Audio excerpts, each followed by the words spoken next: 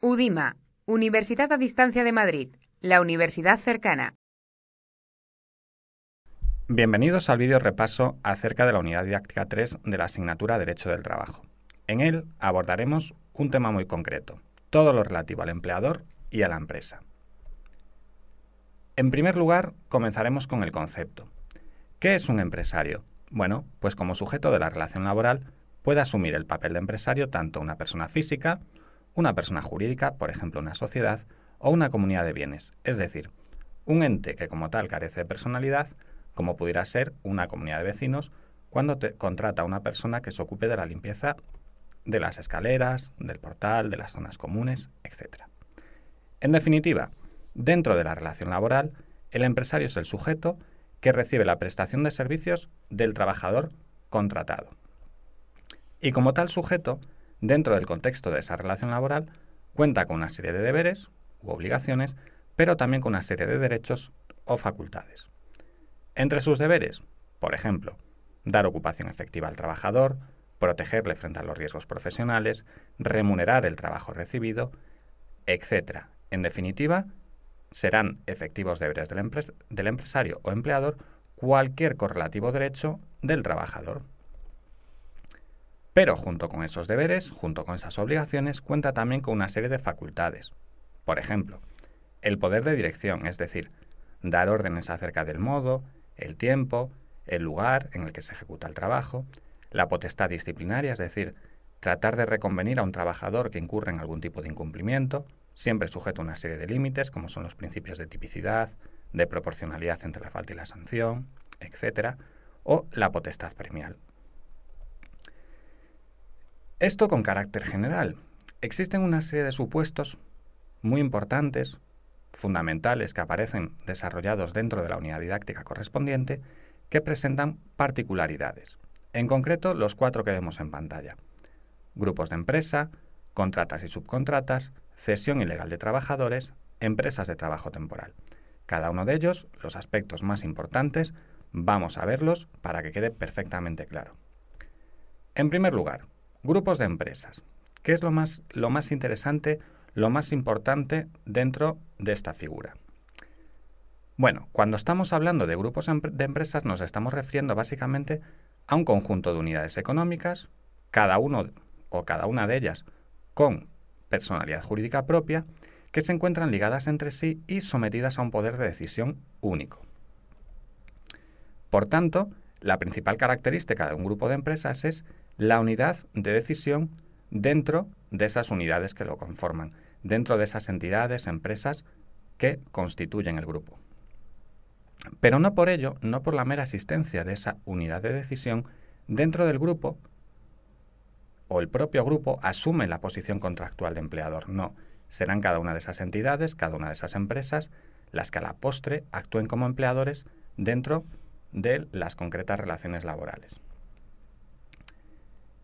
Eso sí, y como principal aspecto a destacar dentro de la regulación de los grupos de empresas, cabe la posibilidad de que el grupo de empresas llegue a responder de manera solidaria de las obligaciones contraídas, asumidas por las empresas, por las entidades que lo conforman. Eso sí, como regla general, no basta con la mera pertenencia a un grupo de empresas para que ese grupo tenga que responder de manera solidaria. ¿Por qué? Porque las empresas, las entidades que conforman ese grupo, tienen un ámbito de responsabilidad propio y restringido. Por lo tanto, el principio general es la independencia y no comunicación de responsabilidades entre las empresas que conforman el grupo y el grupo propiamente dicho. Ahora bien, esta regla general cuenta con una importante salvedad, y es que, cumplidas determinadas condiciones, sí que será posible imputar dicha responsabilidad solidaria al grupo en su conjunto. ¿Cuándo? Bueno, pues cuando se cumplan una serie de condiciones o de requisitos. En concreto, que exista confusión de plantillas, confusión de patrimonios, una apariencia externa de unidad, una dirección unitaria o se hayan creado empresas aparentes sin sustrato real con un ánimo fraudulento. En ese caso, se aplica la conocida como doctrina del levantamiento del velo, y entonces, cumplidas esas condiciones, sí que resultará posible exigir responsabilidad solidaria al grupo respecto de las obligaciones asumidas por las empresas que lo conforman. En segundo lugar, contratas y subcontratas. Varios aspectos destacados que hay que tener en cuenta. Una contrata o una subcontrata no deja de ser más que una fórmula de descentralización productiva. En definitiva, un proceso o un fenómeno por el que una empresa, a la que vamos a denominar principal, decide no realizar directamente una serie de actividades y en su lugar procede a contratarlas, a encargárselas a otras empresas o personas individuales que podemos denominar empresas auxiliares o empresas contratistas y subcontratistas. Dentro de la contratación y subcontratación, de todas maneras, tenemos que destacar 4 supuestos diferentes, cada uno de ellos con reglas específicas y, a la postre, responsabilidades diferentes. En primer lugar, cuando la actividad contratada consista en la reparación que un cabeza de familia pueda contratar con respecto de su vivienda. En tal caso, ese cabeza de familia no asumirá ningún tipo de responsabilidad, ni solidaria ni subsidiaria, respecto de las deudas salariales o de seguridad social que las empresas contratistas o subcontratistas puedan tener con respecto de los trabajadores empleados en dicha contrata. Segundo supuesto, cuando la actividad que se contrate no se contrate precisamente por razón de una actividad empresarial. En tal caso, no habrá responsabilidad solidaria para el empresario principal, pero sí responsabilidad subsidiaria respecto de las obligaciones de seguridad social contraídas por las empresas contratistas o subcontratistas. En tercer lugar, cuando la actividad efectivamente se contrate por razón de una actividad empresarial, pero la misma no se corresponda con la propia actividad del empresario principal. Entonces, al igual que en el supuesto anterior, no habrá ningún tipo de responsabilidad solidaria para el empresario principal, pero sí subsiste esa responsabilidad subsidiaria por las obligaciones de seguridad social. Cuarto y último supuesto, cuando esa actividad se contrate, de nuevo por razón de una actividad empresarial, y aquí esa actividad empresarial se corresponda con la propia actividad del empresario principal. En ese caso, como regla general, habrá responsabilidad solidaria del empresario principal por las deudas tanto salariales como de seguridad social. Ahora bien, hay que tener en cuenta una pequeña particularidad.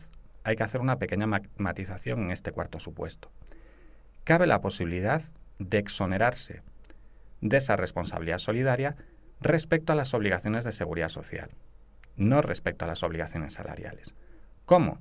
Si el empresario principal solicita y obtiene una certificación negativa por descubiertos expedida por la Tesorería General de la Seguridad Social.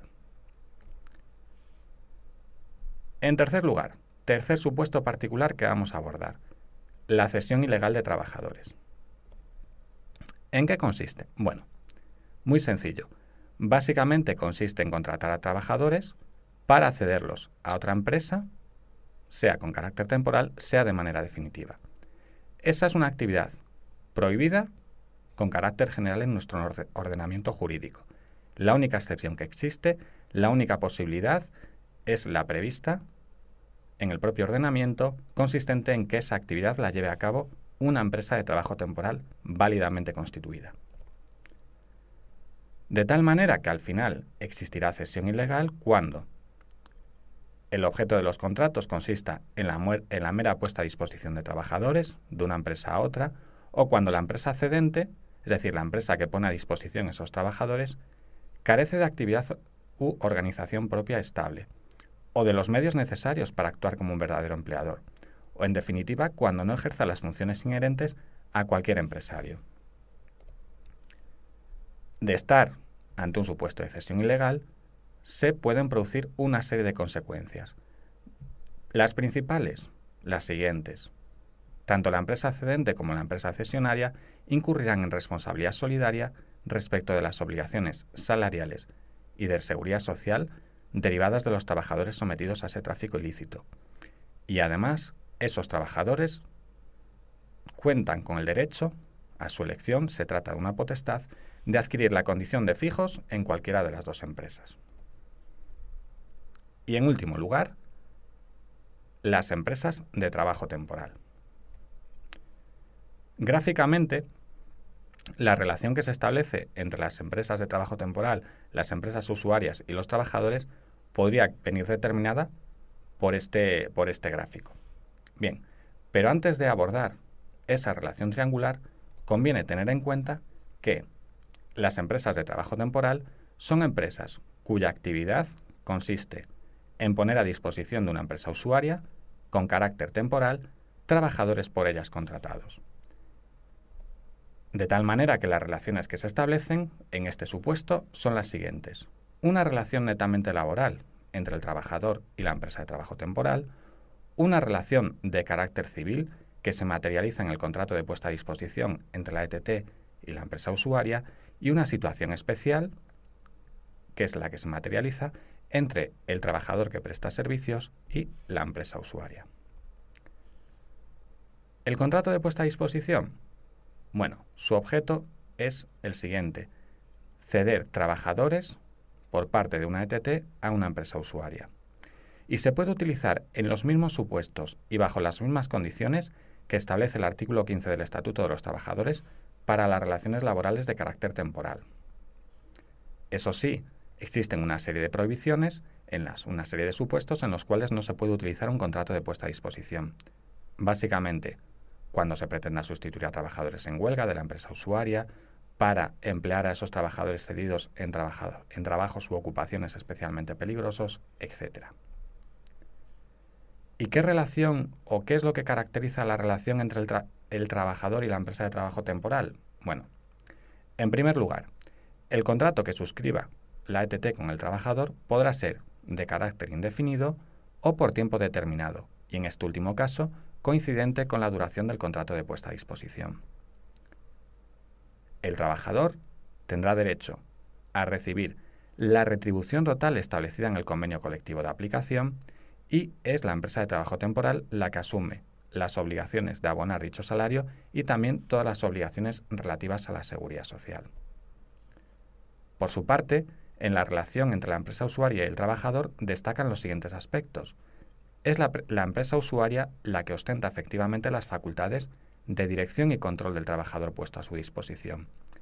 Ahora bien, no tiene realmente una facultad disciplinaria.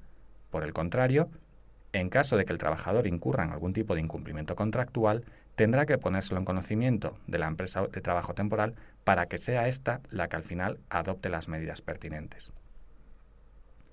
Además, la empresa usuaria, con carácter previo a la puesta a disposición del trabajador, deberá informar a la empresa de trabajo temporal acerca de los riesgos relativos a la seguridad y salud de los trabajadores. Asimismo, asumirá las responsabilidades en materia de protección de la seguridad y salud de esos trabajadores una vez comiencen a prestar servicios en sus instalaciones. Deberá informar a los trabajadores puestos a disposición de las vacantes que puedan existir en su empresa, para que, si lo desean, puedan optar a ellas. Y asumirá una responsabilidad de carácter subsidiario en cuanto a las deudas salariales y de seguridad social que la empresa de trabajo temporal pueda tener con el trabajador cedido. Por su parte, respecto o desde el punto de vista de los trabajadores en cuanto a su relación con la empresa usuaria, conviene tener en cuenta que estos trabajadores dentro de la empresa usuaria tienen derecho a las mismas condiciones esenciales de trabajo y empleo, a la igualdad de trato, a la protección de la maternidad y de los menores, a acudir a los representantes unitarios de la empresa usuaria cuando precisen sus servicios, a utilizar cualquier servicio o instalación de carácter colectivo, como pudiera ser un comedor, una guardería, un medio de transporte, y por último, a la misma formación que reciban los trabajadores de la empresa usuaria.